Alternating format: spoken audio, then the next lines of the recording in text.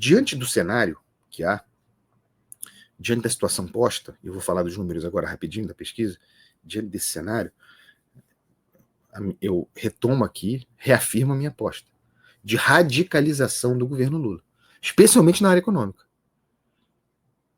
Diante desse cenário, em que inclusive a inflação mostra sua força, seu espalhamento, Lula dobrando, triplicando a aposta na corrida com a inflação.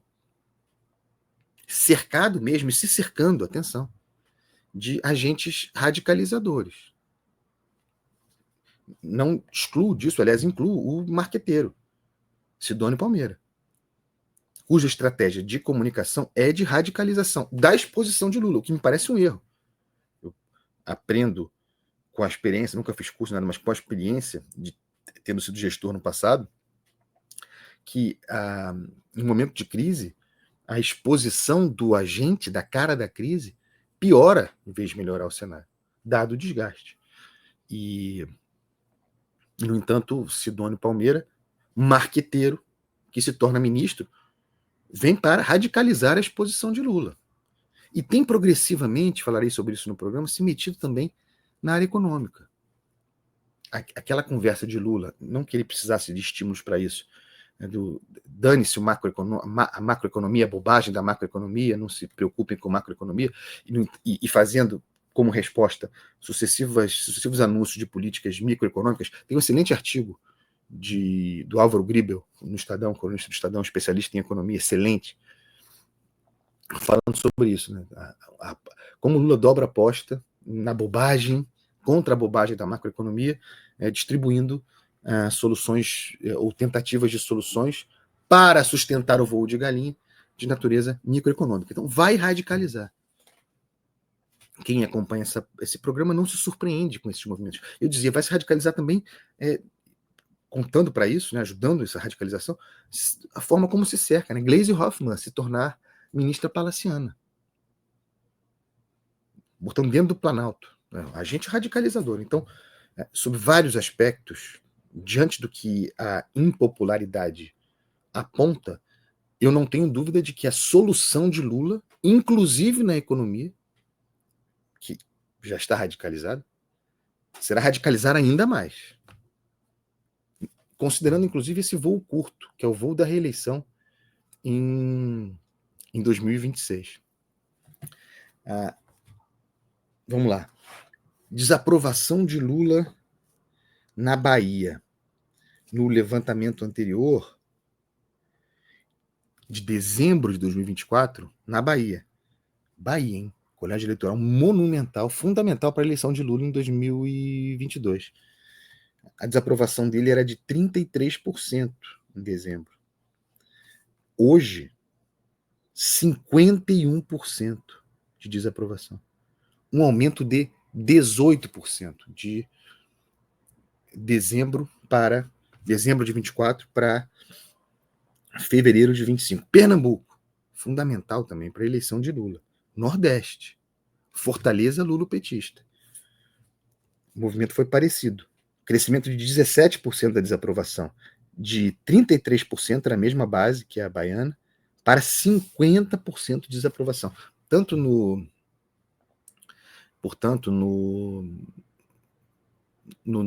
na Bahia quanto em Pernambuco, a desaprovação bem maior.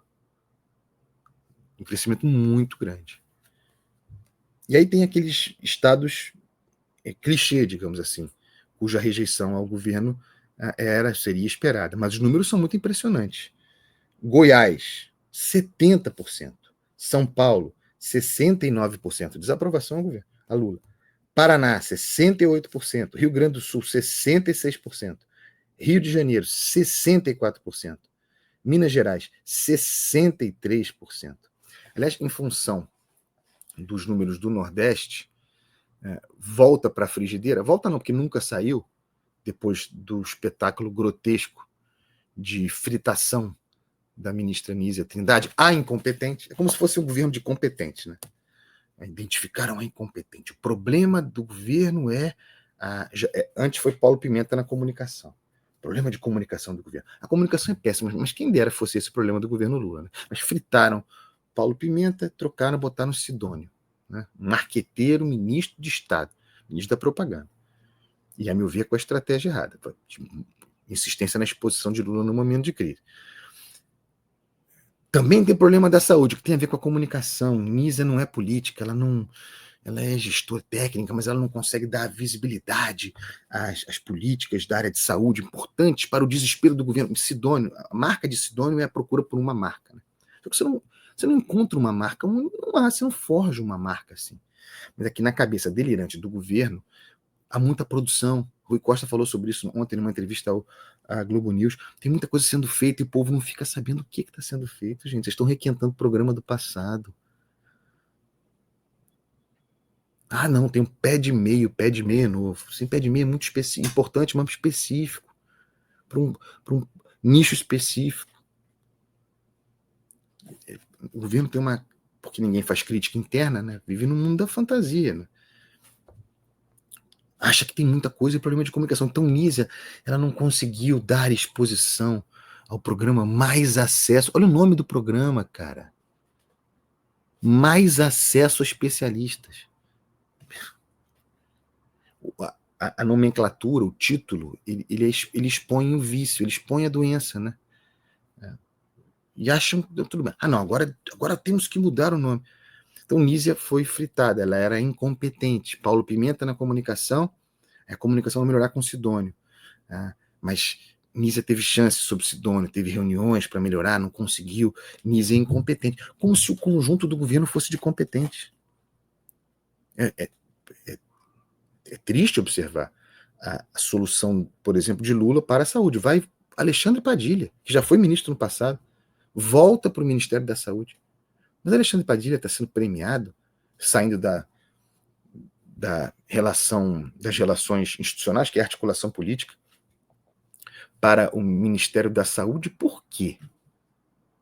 O governo diz que quer melhorar a qualidade da sua gestão política na saúde, que tem que ter um choque de atividade política, interlocução com o parlamento, tem o lance das emendas, tema do programa, tem que dar mais visibilidade para esses programas. Cara, Alexandre Padilha está há 2 anos sendo chamado de incompetente. Você tira a incompetente Nízia, segundo Lula, para colocar no lugar um sujeito que está há 2 anos sendo chamado, desde dentro do próprio governo, plantando na imprensa, de incompetente.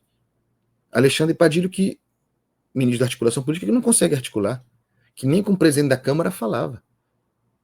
Esse cara, considerado incompetente pelo próprio governo, é escolhido para o Ministério da Saúde para melhorar a atividade política do Ministério. Esse é o grau de